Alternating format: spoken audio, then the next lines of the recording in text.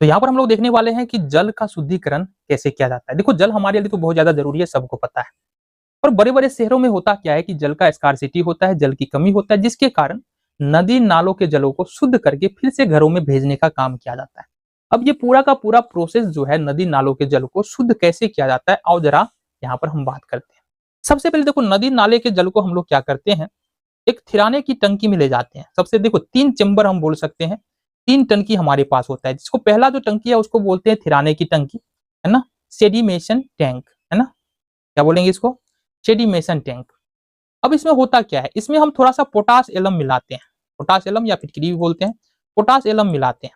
जैसे ही potash alum इसमें या फिटकरी मिलाएंगे, तो जो जल है ना, जल में जो छोटे छोटे छोटे छोटे जो भी गंदगी है, वो इसके पेंदी में बैठ जाएगा, इस पेंदी में बैठ जाएगा। फिर साफ जल को हम लोग दूसरे वाले टैंक में इस नली के जरिए ट्रांसफर करते हैं, इसको बोलते हैं निस्यंदक टैंक। अब इसमें क्या होता है ना, बालू के छोटे छोटे कण, पत्थर के छोटे छोटे टुकड़े और चारकोल होता है।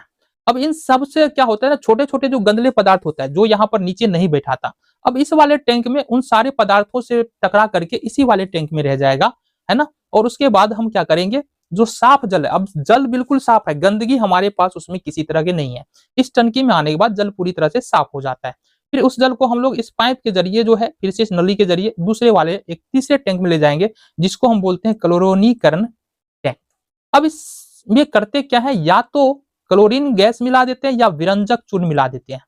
अब क्लोरीन गैस या विरंजक चूर्ण जैसे ही मिलाते हैं, जो भी नुकसानदायक जीवाणु था, वो यहाँ पर, छोटे सूक्ष्म जीव था, वो यहाँ पर हमारा खत्म हो जाता है, और जल बिल्कुल हमारा यहाँ पर क्या हो जाता है, स्वच्छ हो जाता है।